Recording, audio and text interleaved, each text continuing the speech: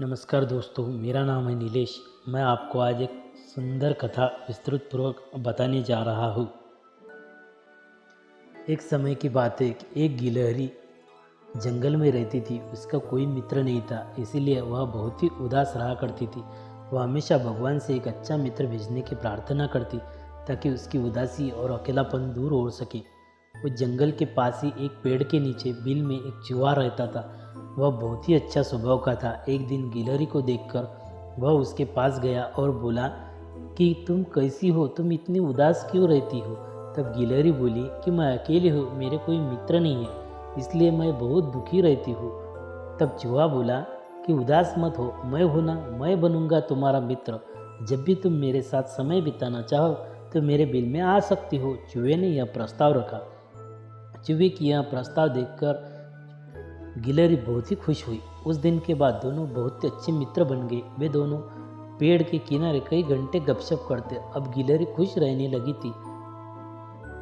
एक दिन गिलहरी को एक उपाय सूझा और उसने चूहे से कहा, क्यों ना हम दोनों रस्सी के दोनों छोर अपने अपने पैर से बांध ले।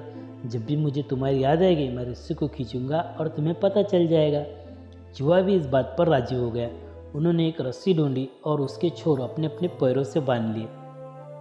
पास में ही खड़ी एक बिल्ली यह सब देख रही थी और सही समय आने का इंतजार कर रही थी। जैसा ही सही समय आया, चूहे को अपना शिकार बनाने के लिए बिल्ली उसके अंग पर दौड़ पड़ी।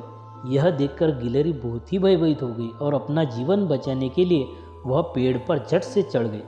लेकिन जल्दी जल्दी में वह भूल गई कि रस्सी का दूसरा सिरा अब भी उसके मित्र चूहे के पैर में बंधा हुआ है।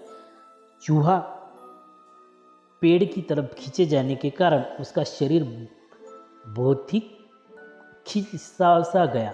तब उसकी मौत हो गई और यह सीधा ही वह बिल्ली का शिकार हो गया।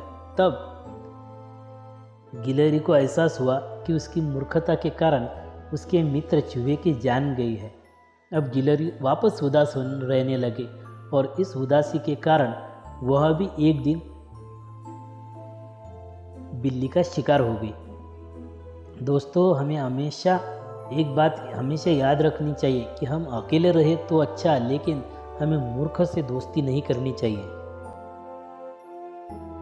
हमारी यह कथा आपको अच्छी लगे तो हमारे चैनल को लाइक कीजिए, शेयर कीजिए और बेल आइकन दबाकर सब्सक्राइब कीजिए ताकि हमारी जो भी आने वाली वीडियोज़ है वो आपको तक सरलता से पहुंच जाए। तब तक के लिए शुक्रिया। आबाद रहिए, सुरक्षित रहिए।